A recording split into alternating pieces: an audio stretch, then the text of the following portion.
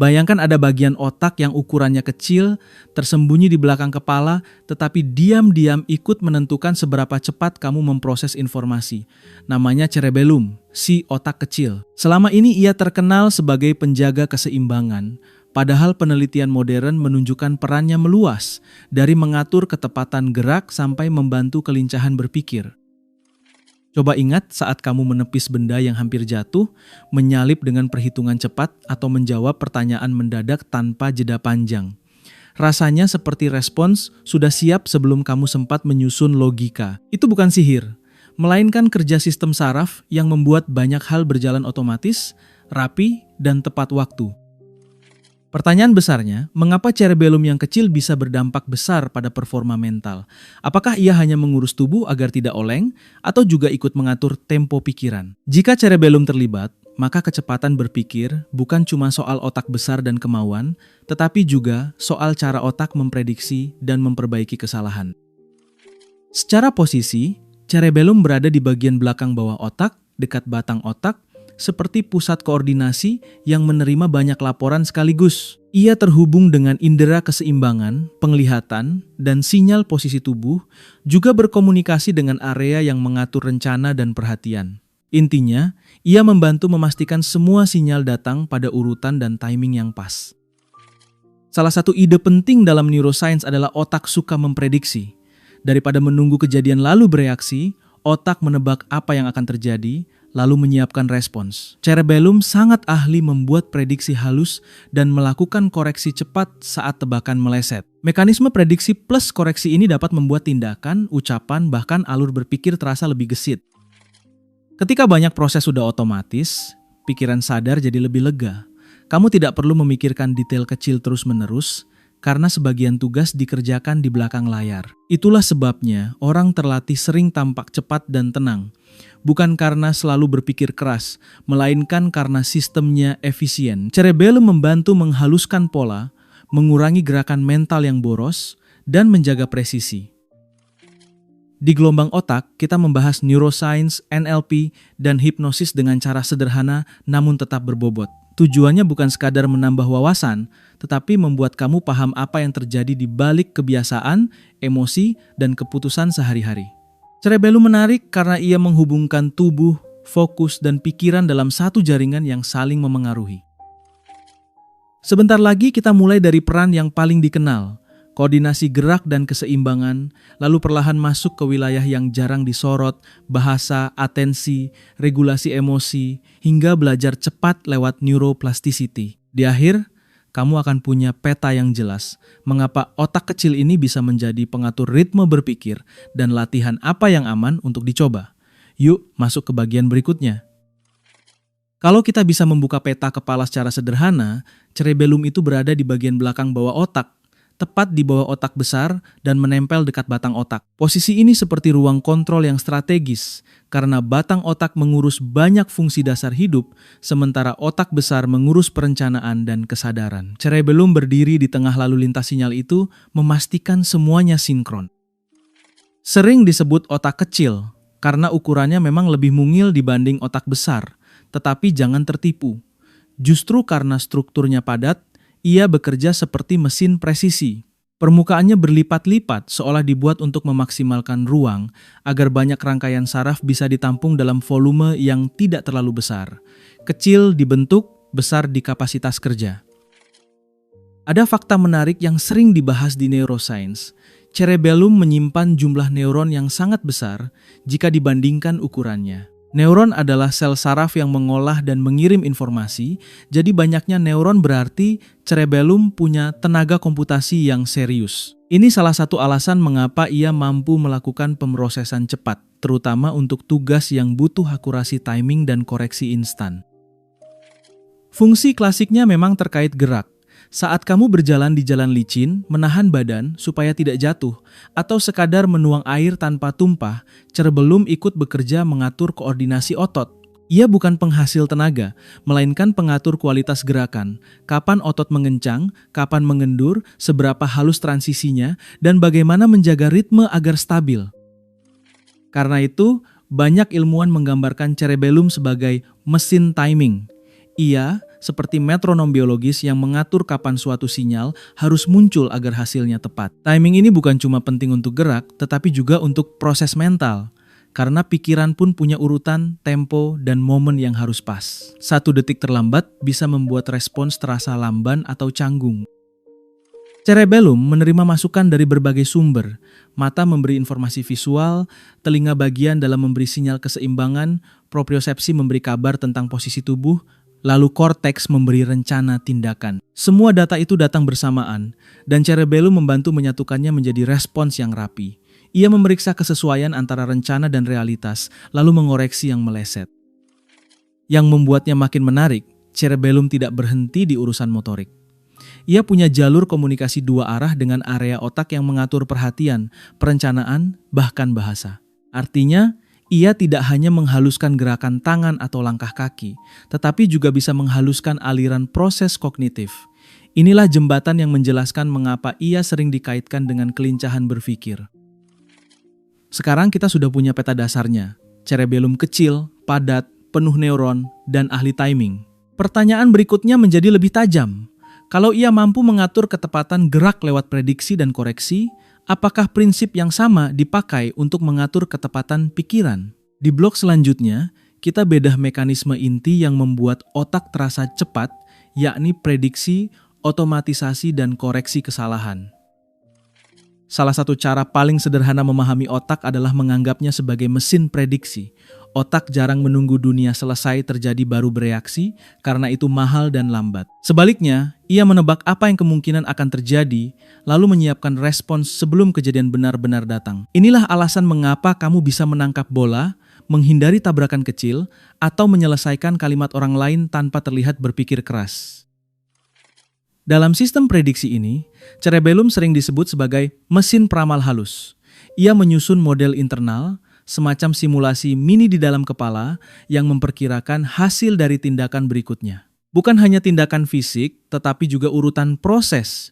Misalnya saat kamu menyusun jawaban, membaca, atau memecahkan masalah yang sudah pernah kamu latih. Model ini membuat otak bergerak lebih cepat karena tidak perlu menghitung dari nol setiap kali. Namun prediksi saja tidak cukup, karena tebakan kadang salah. Disinilah cerebellum terkenal dengan kemampuan koreksi error. Saat hasil nyata berbeda dari perkiraan, ia mendeteksi selisihnya, lalu memperbarui model internal agar prediksi berikutnya lebih akurat. Proses ini terjadi sangat cepat, seringkali tanpa kamu sadari. Kalau dianalogikan, cerebellum seperti editor yang langsung membetulkan draft sebelum kamu sempat membaca ulang. Kamu bisa melihat mekanisme ini saat belajar gerakan baru, misalnya naik sepeda. Awalnya kamu goyah, terlalu miring, lalu panik. Tetapi setelah beberapa kali mencoba, tubuhmu mulai tahu seberapa kuat harus menyeimbangkan, kapan harus menggeser berat badan, dan kapan harus mengayuh. Itu bukan sekadar otot yang kuat, melainkan prediksi dan koreksi yang makin halus sampai akhirnya gerakan terasa otomatis. Yang menarik, prinsip yang sama bisa berlaku pada kognisi. Saat kamu belajar berhitung cepat, mengetik tanpa melihat keyboard, membaca lebih lancar, atau berbicara dengan ritme yang enak didengar, kamu sebenarnya sedang membangun otomatisasi. Otak membuat jalur cepat untuk tugas yang sering diulang, sehingga pikiran sadar tidak perlu turun tangan pada setiap detail. Ini membuat kecepatan berpikir naik karena beban kerja pusat kesadaran berkurang. Di sini penting membedakan proses sadar dan otomatis. Proses sadar cenderung lambat tetapi fleksibel, cocok untuk hal baru dan keputusan besar. Proses otomatis cenderung cepat tetapi terbentuk lewat latihan dan pola berulang. Cerebellum sangat kuat di wilayah otomatisasi karena ia terus mengasah timing dan presisi lewat koreksi kecil yang konsisten. Maka, cepat bukan hanya soal berpikir lebih keras, melainkan soal membuat sistem yang lebih efisien. Karena itu, kecepatan berpikir tidak selalu identik dengan kecerdasan bawaan. Ada faktor seperti seberapa cepat otak memprediksi, seberapa cepat ia mengoreksi, dan seberapa rapi jaringan saraf mengalirkan informasi. Orang yang terlihat cekatan sering memiliki banyak pola yang sudah otomatis, sehingga responsnya tampak spontan. Cerebellum membantu mengurangi jeda, merapikan urutan, dan menjaga akurasi agar cepatnya tidak asal. Di blok berikutnya, kita akan melihat bukti dan contoh yang lebih dekat dengan kehidupan sehari-hari, bagaimana cerebellum ikut berperan dalam bahasa, fokus, dan bahkan emosi. Jika otak kecil ini mampu mengatur timing gerak, maka wajar bila ia juga ikut mengatur timing pikiran, sehingga ucapan lebih lancar, perhatian lebih stabil, dan reaksi lebih terukur. Lanjut ke pembahasan berikutnya. Banyak orang mengira hubungan cerebellum dengan bahasa hanya soal gerakan mulut, lidah, dan pita suara.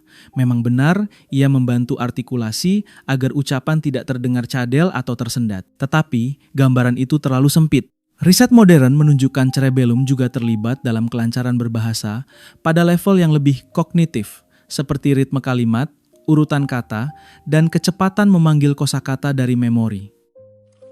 Coba perhatikan saat kamu berbicara santai, kata-kata mengalir seperti air. Kamu tidak memilih tiap suku kata secara sadar, semuanya muncul otomatis sesuai konteks. Nah, kelancaran seperti ini membutuhkan timing yang presisi. Kapan jeda dibuat, kapan penekanan diberikan, kapan kalimat ditutup, dan kapan ide baru masuk. Di balik kelincahan itu ada sistem yang mengatur tempo, dan cerebellum dikenal sangat piawai dalam urusan ini. Pernah mengalami macet kata saat grogi, padahal kamu tahu jawabannya? Otak seperti punya ide, tetapi mulut terlambat mengikuti, atau kata yang tepat seperti tertahan.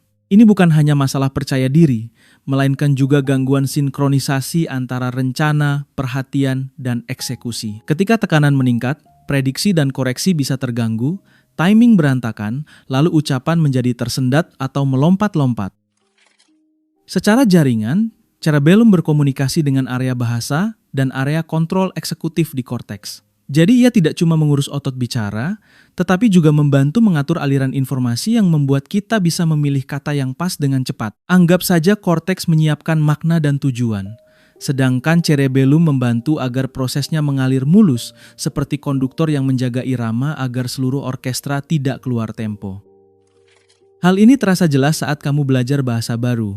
Pada awalnya, kamu harus berpikir keras, menerjemahkan di kepala, dan mencari kata dengan lambat. Setelah latihan berulang, frasa tertentu mulai muncul otomatis, tanpa perlu menimbang satu persatu. Otomatisasi inilah yang membuat kamu terdengar lebih lancar dan juga tampak lebih cepat berpikir.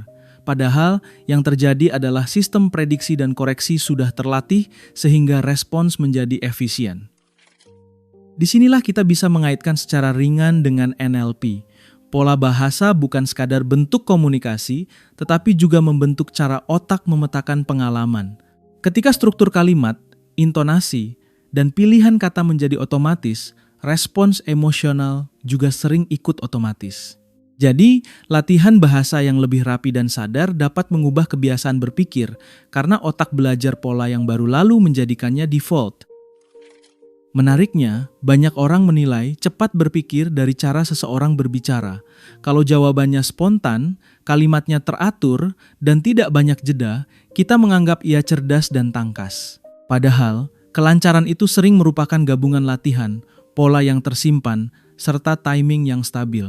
Cerebellum membantu membuat transisi ide terasa halus, sehingga ucapan tidak tersangkut dan pikiran tampak lebih lincah daripada sebelumnya. Selanjutnya, kita masuk ke wilayah yang lebih dekat dengan masalah modern, sulit fokus, mudah terdistraksi, dan pikiran terasa berisik. Di blog berikutnya, kita bahas bagaimana cerebellum ikut berperan dalam mengatur tempo perhatian, kapan otak perlu menahan diri, kapan harus memproses, dan bagaimana itu memengaruhi rasa cepat atau lambat dalam berpikir. Fokus sering dianggap murni soal niat, seolah cukup memaksa diri, lalu perhatian akan patuh. Padahal, perhatian adalah proses biologis yang melibatkan banyak jaringan otak untuk memilih informasi mana yang diprioritaskan. Ketika sistem ini rapi, kamu merasa pikiran jernih dan respons cepat. Saat kacau, otak terasa berat, mudah loncat, dan setiap hal kecil tampak mengganggu. Cerebellum ikut bermain di sini karena ia ahli dalam timing, kapan sebuah sinyal perlu diproses, kapan perlu ditahan, dan kapan harus diabaikan. Bayangkan perhatian seperti lampu sorot yang bergerak. Jika geraknya terlalu liar, kamu cepat lelah. Jika terlalu lambat, kamu tertinggal. Cerebellum membantu menstabilkan tempo perpindahan perhatian agar tidak terlalu impulsif dan tidak terlalu lamban. Contoh sederhana bisa kamu rasakan saat membaca. Mata bergerak, otak memaknai kata, lalu menyambungnya menjadi ide. Semua itu butuh sinkronisasi yang halus. Ketika timingnya pas, kamu tenggelam dalam bacaan. Tetapi saat sinkronnya terganggu, Kamu membaca satu paragraf lalu sadar tidak paham isinya karena perhatian lari lebih dulu. Ini bukan semata kurang pintar, melainkan koordinasi yang kurang stabil.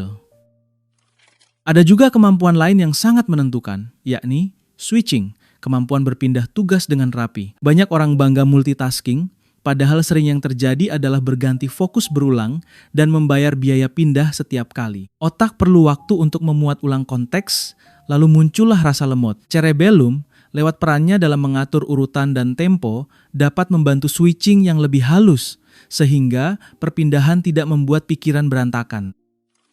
Di titik ini, kecepatan berpikir terlihat lebih masuk akal.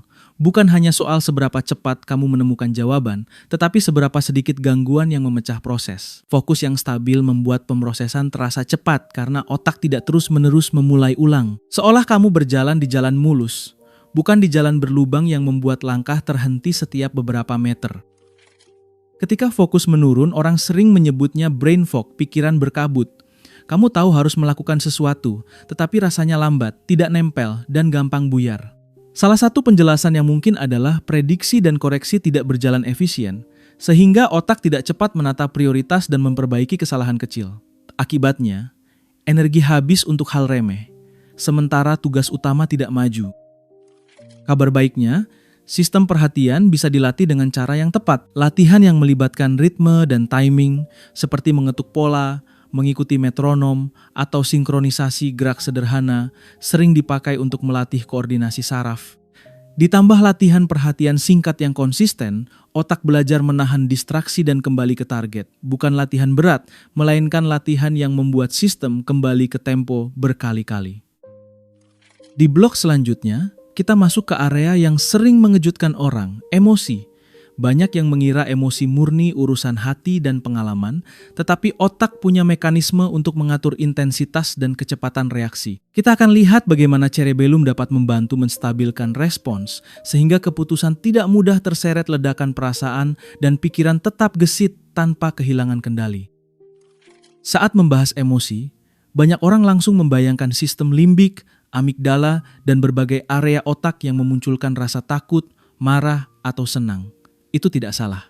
Namun ada lapisan lain yang sering terlupakan, bagaimana emosi diatur, ditahan, atau dilembutkan supaya tidak meledak. Disinilah cerebellum menarik, karena ia bukan sumber emosi, tetapi bisa bertindak seperti penyetel yang memodulasi respons. Bayangkan emosi sebagai gelombang. Ada gelombang yang datang pelan lalu hilang, ada juga yang tiba-tiba tinggi dan menyeret keputusan. Regulasi emosi adalah kemampuan menstabilkan gelombang itu, bukan meniadakannya. Cerebellum, dengan keahliannya pada timing dan koreksi, dapat membantu otak memilih kapan harus merespons, seberapa kuat, dan kapan perlu menurunkan intensitas agar tidak merugikan diri sendiri. Kamu mungkin pernah melihat dua orang menghadapi situasi yang sama, satu langsung tersulut, satu lagi tetap tenang. Perbedaannya bukan selalu lebih sabar secara moral, melainkan perbedaan cara otak mengatur sinyal. Saat sistem regulasi bekerja baik, ada jeda kecil sebelum reaksi, cukup untuk menilai keadaan. Jeda itu terasa sepele, tetapi sering menentukan apakah kita akan membalas dengan ledakan atau dengan kalimat yang lebih tepat. Yang membuat emosi kuat adalah sifatnya yang cepat dan otomatis. Banyak reaksi muncul sebelum kita sempat berpikir panjang karena otak belajar dari pengalaman masa lalu dan membentuk pola pertahanan. Pola inilah yang sering menjadi kebiasaan emosional, misalnya mudah panik, defensif, atau langsung menghindar. Karena cerebellum berkaitan dengan otomatisasi dan koreksi, ia berpotensi ikut terlibat dalam pembentukan dan penyesuaian pola respons tersebut. Di titik ini, kita bisa menyentuh hipnosis dengan cara ilmiah. Hipnosis bukan kehilangan kendali, melainkan keadaan perhatian yang sangat terfokus, sehingga sugesti tertentu lebih mudah diterima dan respons otomatis bisa berubah. Ketika fokus menguat dan distraksi melemah, otak punya peluang untuk membentuk jalur baru, mengganti pola lama yang tidak sehat. Ini seperti mengubah setelan default, bukan mematikan kesadaran. Maka, bahasa sugesti yang tepat dapat memengaruhi emosi karena otak memprosesnya sebagai arahan perhatian dan makna. Saat makna bergeser, respons juga bisa bergeser. Namun tetap penting diingat, Perubahan yang stabil biasanya terjadi lewat pengulangan yang konsisten, bukan satu kali pengalaman dramatis. Otak belajar lewat pola, dan sistem prediksi plus koreksi perlu kesempatan berkali-kali untuk memperbarui model internalnya. Hubungannya dengan kecepatan berpikir cukup jelas.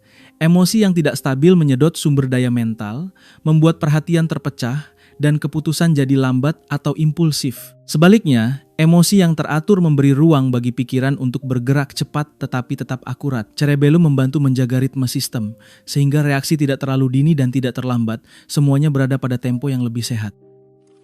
Di blok berikutnya, kita akan masuk ke pembelajaran dan neuroplasticity.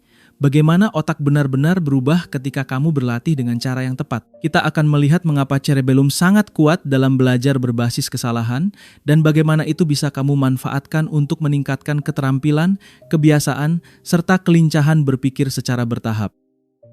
Neuroplasticity adalah kemampuan otak untuk berubah karena pengalaman. Ia bukan konsep mistis, melainkan proses biologis ketika koneksi antar sel saraf diperkuat, dilemahkan, atau dibentuk ulang. Karena itu, belajar bukan sekadar menambah informasi, tetapi memperbarui jalur yang dipakai otak untuk memproses dunia. Semakin sering jalur dipakai dengan cara yang tepat, semakin otomatis dan efisien hasilnya. Di antara banyak sistem pembelajaran, cerebellum punya kekuatan khas, belajar berbasis kesalahan. Otak melakukan suatu tindakan atau proses, lalu membandingkan hasilnya dengan yang diharapkan. Selisihnya menjadi bahan koreksi. Makin sering koreksi dilakukan, makin halus prediksi di percobaan berikutnya. Itulah mengapa keterampilan tertentu bisa meningkat drastis hanya dengan latihan yang konsisten. Kamu bisa melihatnya pada aktivitas yang awalnya terasa lambat, mengetik 10 jari, bermain alat musik, speaking, atau olahraga. Awalnya, kamu berpikir pada setiap langkah. Lalu, setelah cukup pengulangan, gerakan dan keputusan kecil berjalan sendiri. Bahkan saat melakukan kesalahan, tubuh atau pikiran cepat menyesuaikan tanpa perlu instruksi panjang. Itu tanda sistem prediksi dan koreksi sudah matang. Namun ada jebakan umum, mengulang banyak tidak selalu berarti berkembang. Cerebellum belajar paling baik ketika latihan memiliki umpan balik sehingga ia tahu apa yang salah dan apa yang perlu diperbaiki. Jika kamu berlatih tanpa koreksi, kamu hanya memperkuat pola yang sama, termasuk pola yang keliru. Jadi kuncinya bukan durasi panjang, melainkan kualitas latihan. Ada target jelas, ada evaluasi, ada penyesuaian. Di neuroscience ada jenis memori yang disebut prosedural, ingatan tentang cara melakukan sesuatu. Ini berbeda dari hafalan fakta. Kamu mungkin lupa teori mengendarai sepeda, tetapi kamu tetap bisa bersepeda karena cara sudah tertanam. Cerebellum berperan besar dalam jenis memori ini, terutama untuk aspek timing, urutan, dan kelancaran. Saat memori prosedural kuat, kamu tampak cepat, padahal sebenarnya kamu lebih otomatis. Kebiasaan juga mirip program prosedural. Kamu bangun tidur lalu otomatis mengecek ponsel atau otomatis menunda pekerjaan ketika merasa tidak nyaman. Itu bukan sekadar sikap malas, seringkali itu jalur yang sudah terbentuk. Kabar baiknya, jalur otomatis bisa diubah dengan jalur otomatis baru, asalkan kamu melatihnya dengan cara yang benar, konsisten, dan punya feedback. Disinilah neuroplasticity menjadi alat, bukan slogan. Karena cerebellum suka ritme dan koreksi kecil, pendekatan micro-practice sering efektif. Latihan singkat, beberapa menit, tetapi dilakukan rutin dan dengan perhatian penuh. Sedikit demi sedikit, otak mengurangi kesalahan, mempercepat transisi, dan membuat proses terasa ringan. Ini juga alasan mengapa kebiasaan kecil lebih mudah dipertahankan daripada perubahan besar yang mendadak. Sistem saraf suka progres yang bertahap tetapi stabil. Di blok berikutnya, kita akan meluruskan beberapa mitos yang sering membuat orang salah paham. Misalnya menganggap cepat itu bakat semata atau berpikir multitasking adalah jalan pintas. Kita akan bedakan mana yang mitos, mana yang fakta, supaya kamu punya dasar ilmiah yang kuat sebelum masuk ke langkah latihan yang lebih praktis. Mitos paling umum adalah cerebellum cuma mengurus keseimbangan. Memang ia berperan besar di sana, tetapi gambaran itu seperti menyebut ponsel hanya alat telepon. Cerebellum juga terlibat dalam pengaturan timing, prediksi, dan koreksi yang memengaruhi kelancaran banyak proses, termasuk bahasa dan perhatian. Jadi ketika orang mengatakan otak kecil itu cuma buat jalan lurus, itu sudah jauh dari pemahaman neuroscience modern. Mitos berikutnya, cepat berpikir itu murni bakat. Bakat mungkin memberi titik awal yang berbeda, tetapi kecepatan yang terlihat dalam kehidupan sehari-hari sering lahir dari otomatisasi. Ketika pola tertentu sudah terlatih, otak tidak memulai dari nol, melainkan langsung mengambil jalur cepat yang sudah siap. Karena itu, orang yang sering berlatih dengan koreksi akan tampak lebih tangkas, bahkan jika awalnya biasa saja. Ada juga anggapan, kalau ingin lebih cepat, latihannya harus berat dan panjang. Padahal, untuk sistem saraf, latihan singkat tapi terarah sering lebih efektif daripada sesi panjang yang melelahkan. Kelelahan membuat perhatian turun, lalu koreksi menjadi buruk. Akhirnya yang terulang adalah pola asal-asalan. Cerebellum belajar dari detail, jadi kualitas lebih menentukan daripada sekadar jumlah jam. Mitos lain yang populer di era digital, multitasking membuat kita lebih produktif. Yang sering terjadi justru sebaliknya. Otak berganti fokus berkali-kali, lalu kehilangan efisiensi karena harus memuat ulang konteks. Akibatnya, pekerjaan terasa lambat dan mental cepat habis. Kecepatan berpikir bukan berarti memproses semuanya sekaligus, melainkan mampu menjaga aliran perhatian tetap rapi pada satu hal, lalu berpindah dengan sadar ketika memang perlu. Ada juga kebingungan antara cepat dan terburu-buru. Cepat yang sehat tetap menjaga akurasi, sedangkan terburu-buru sering mengorbankan ketepatan. Cerebellum dikenal sebagai penjaga presisi, ia membantu mengurangi kesalahan kecil lewat koreksi berulang. Jadi tujuan kita bukan sekadar menjawab lebih cepat, tetapi membuat respons lebih tepat dengan usaha mental yang lebih ringan. Di sini menarik menyinggung kecerdasan buatan sebagai analogi sederhana. Banyak sistem AI bekerja dengan prediksi, lalu diperbaiki lewat koreksi berdasarkan kesalahan. Otak juga melakukan hal yang mirip, hanya saja dengan jaringan biologis. Cerebellum dapat dianggap sebagai salah satu modul penting yang mempercepat proses prediksi dan pembaruan, sehingga respons terasa lebih halus dan konsisten. Namun penting diingat, cerebellum bukan satu-satunya penentu. Kecepatan berpikir dipengaruhi juga oleh korteks prefrontal, sistem perhatian, kualitas tidur, stres, dan kebiasaan harian. Cerebellum adalah bagian dari orkestrasi besar, tetapi ia sering menjadi pengatur tempo yang membuat semuanya lebih sinkron. Dengan kata lain, ia bukan pemain utama tunggal, tetapi konduktor yang menentukan harmoninya. Setelah mitosnya jelas, kita siap masuk ke bagian yang paling bisa kamu praktikkan. Di blog berikutnya, kita bahas latihan sederhana yang aman untuk melatih timing, fokus, dan otomatisasi, sehingga kelincahan berpikir meningkat secara bertahap. Kamu akan lihat bahwa perubahan tidak harus rumit, asalkan konsisten dan punya umpan balik yang tepat. Sebelum masuk latihan, pegang satu prinsip ini, otak berubah paling cepat ketika ada timing yang jelas, pengulangan yang terarah, dan umpan balik yang membuatnya tahu apa yang perlu diperbaiki. Kamu tidak sedang mengejar sensasi instan, tetapi membangun sistem yang lebih efisien. Jika latihan terasa ringan namun rutin, biasanya itu justru tanda kamu memberi ruang bagi neuroplasticity untuk bekerja tanpa memaksa. Latihan pertama adalah latihan ritme sederhana untuk melatih timing.